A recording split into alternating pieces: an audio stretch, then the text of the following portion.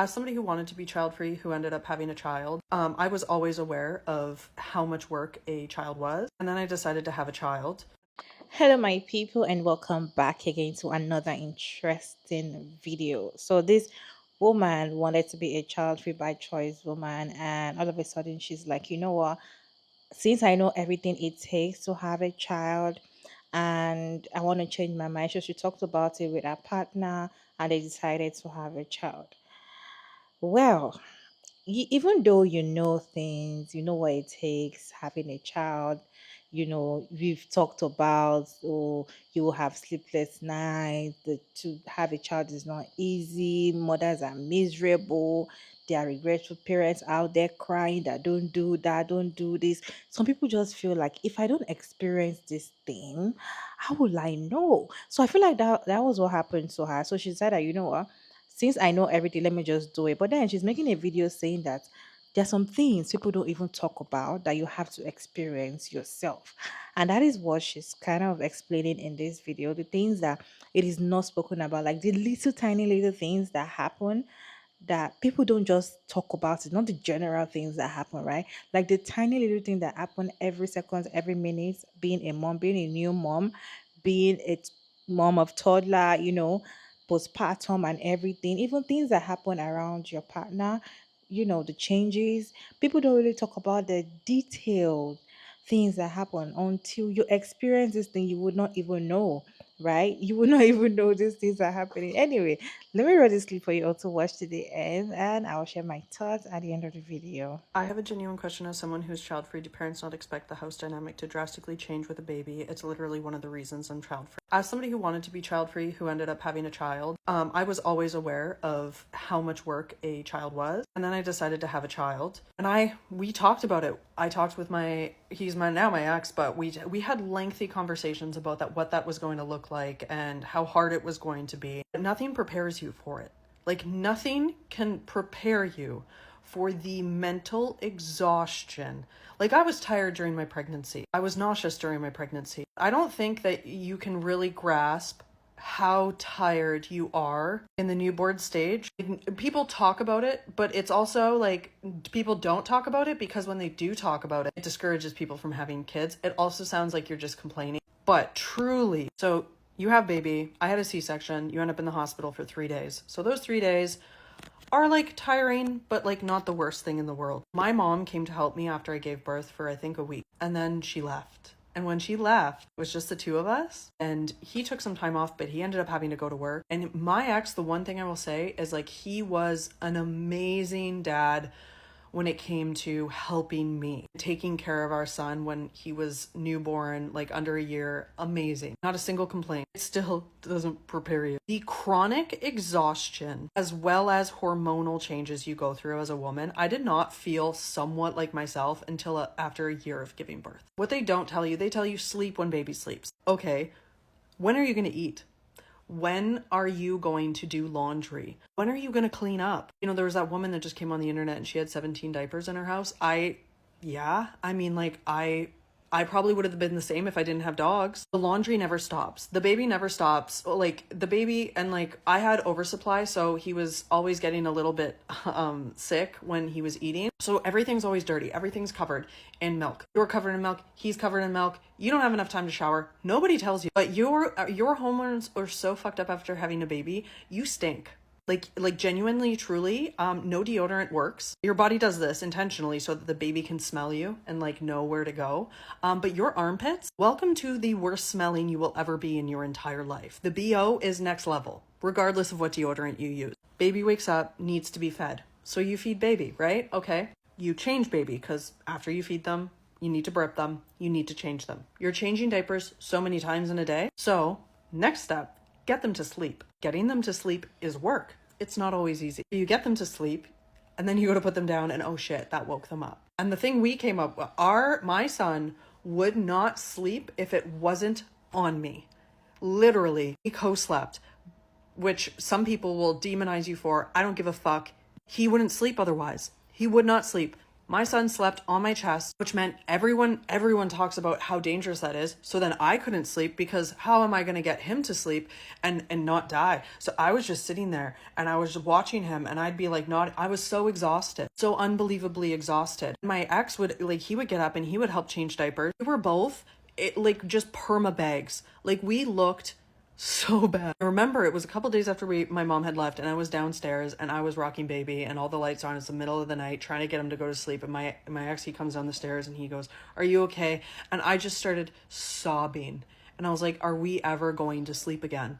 Like, I cannot explain to you the mental exhaustion, the emotional exhaustion. I felt like I was going insane. So then you finally figure it out because every baby's different. You figure out what works for them. You're good. You're like, okay, I'm good. We got this down. And then nobody tells you about sleep regressions. Yeah?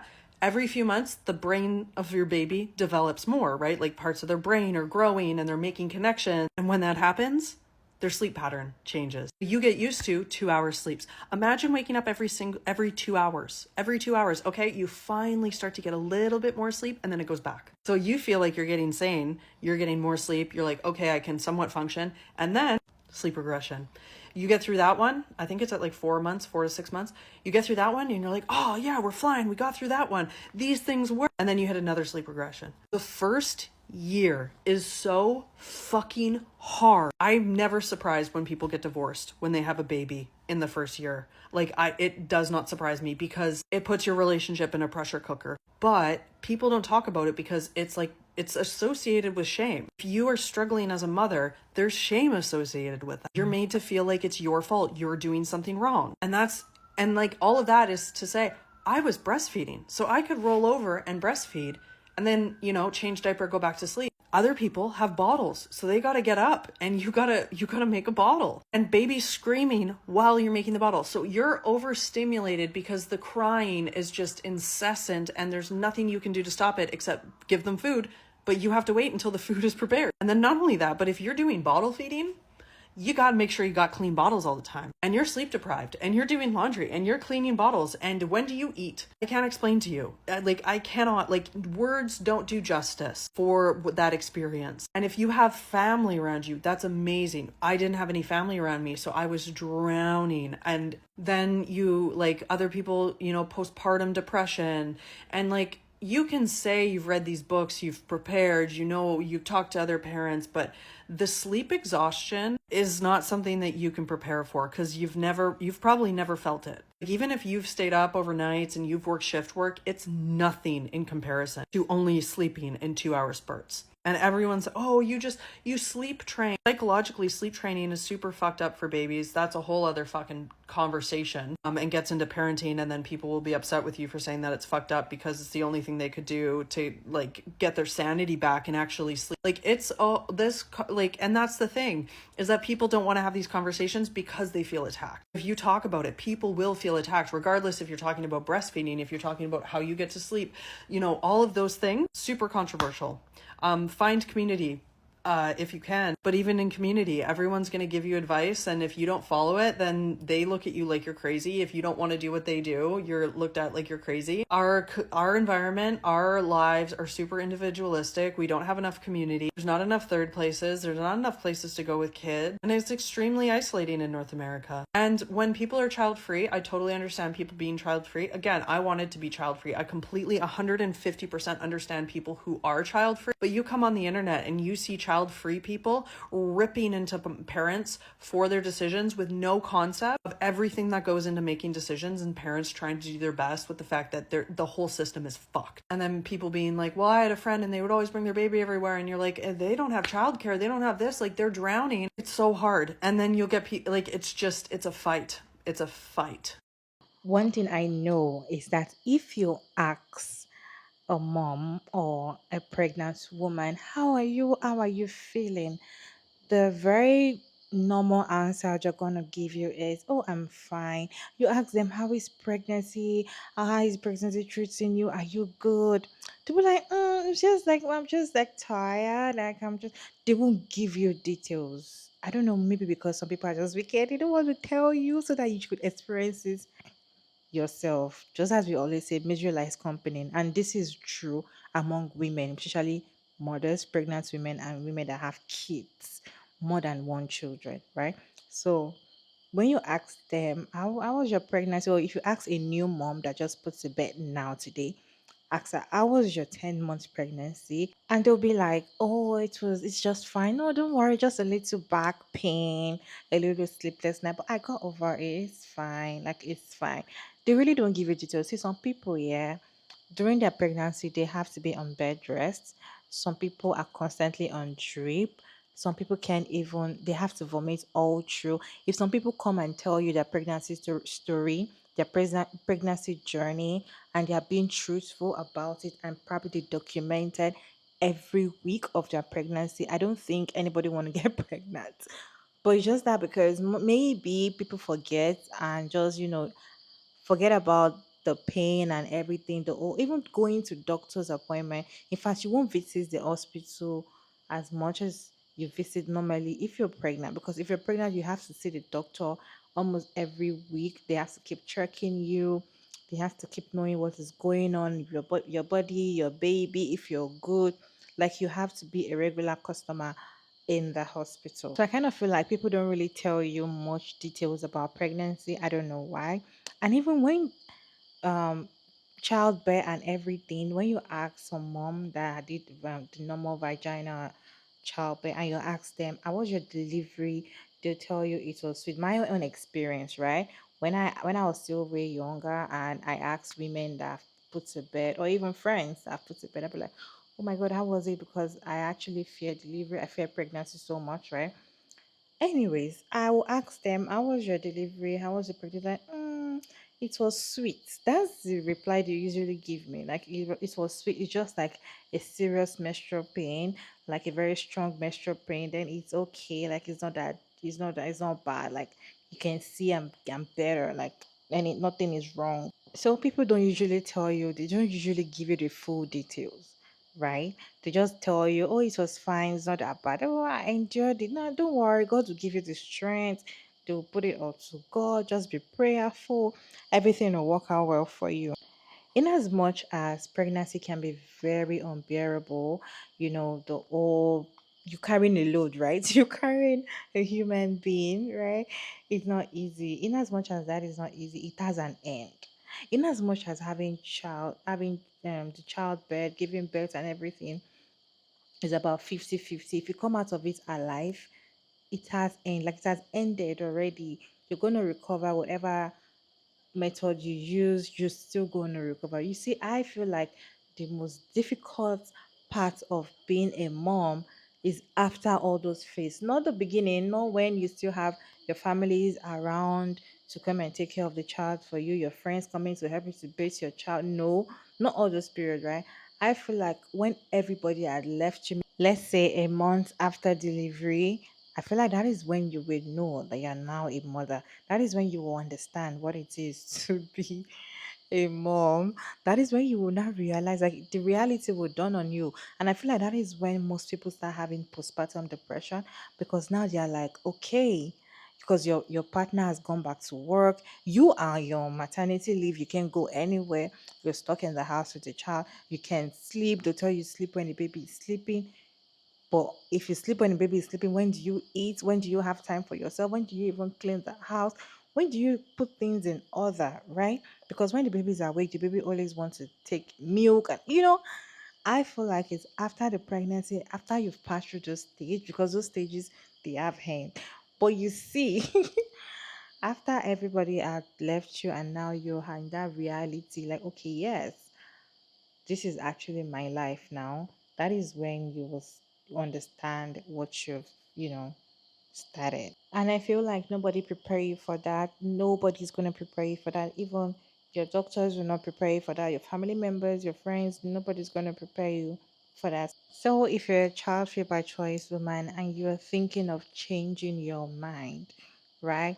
It goes beyond what you see. Maybe is it not just sleepless nights? I will just no, I can, do without it, let me know. I won't sleep for 3 months. I think baby will give you sleepless nights for 3 months, right? And maybe after 6 months postpartum, I'll be fine, or I'll do something like 1 year What if you start having issues after 1 year? What if your child start developing a kind of illness that's your stuck? Like, I just feel like there's a lot of things mothers don't come out to say. They just don't come out to say because they want you to experience it yourself, right? In as much as some of them still come out to try to talk about it, they are not still saying everything. And truly, everybody's experience is different. What A is going to experience, different from what number B is going to experience, different from what number E is going to experience. So everybody have different things to talk about. So you never can tell what your own experience is going to look like.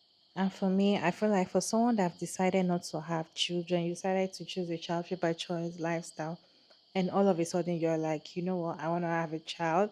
I feel like maybe society is pressuring you, your family members are pressuring you, or you're just lost in the old social media picture of a baby, my ovaries kind of picture. I just want you to know that these people will not come out to tell you their struggles. They always don't want to come out to tell you their struggles. And most of your friends that might tell you, oh, look at how easy it is for me, is until you get there, then when you start complaining to them and telling them, oh, look at my child did this, oh, look at what's going on with me today, they'll be like, oh, that is how it is. That is how it is, girl. You're a mom now. You have to be wise. Like they will expect you to already know. Like they'll tell you that is how it is, but they didn't tell you before you got to that stage. So I feel like that is how motherhood is, and that is how most women are. They just want you to experience what you're experiencing so that they can both of you can be in the same shoes and understand each other, or maybe the G's can get along. Anyways, what is your take on today's video? Are you a child free by choice woman? What is your take on this woman that currently child free by choice, but then now has a child? And now, in fact, she said in one of her videos that I feel like that was one of the reasons whereby she and her partner are no longer together. Yes, having a child in the house is not always a blessing. I know. Everybody come and say having a child is a blessing, is a blessing. No, it's not always a blessing. So, right, it can actually scatter you and your partner. In fact, that's when you see the true color. In fact, I saw a story time of a woman that was 40 something years old, finally got pregnant, and her partner told her not to keep the baby. She said she wants to keep the baby. Her mom told her not to keep the baby. She said she wants to keep the baby. They told everybody telling her that you're too old to have a child at that age. Why will you have a child after you're 40? But she was like, you know what, this is my opportunity to be a mom. I want to have this child. Eventually, she had a child. Then she started seeing that I think her husband and her mom were having an affair. I saw the story. I don't know if we're going to talk about it because I don't want to even believe that story. Anyways, her mom and her husband having an affair, and she cut them together, and she had to move out. Then the husband married the mom, and now she's stuck with the baby alone. Although she says she's happy because she's now with her friend, that they're kind of living life together. She's not alone actually. She has somebody with her that is helping her as well. The partner you think you know before a child is different from the partner that you know after a child. It's different from the partner that you know after having two kids or three kids with him. They have different, like they are very, very different, right? Most of the time they bring out they're not a good father, or they can be a good father at that point, but they're not going to be a good husband because they cannot navigate the two. So they have to pick one. So most of them just pick being a good father and not being a good husband. So most of the time, children coming into your life might not be a blessing for you. It might just want to scatter everything. So anyway, what is your take on today's video? I've been rambling. Let me know your thought down in the comment section. Sugar Maria David, and thank you so much for tuning in today's video. I hope you enjoyed this. Please like and share. Share your thoughts in the comment section respectfully. And yeah, I will see you all in my next video. Bye.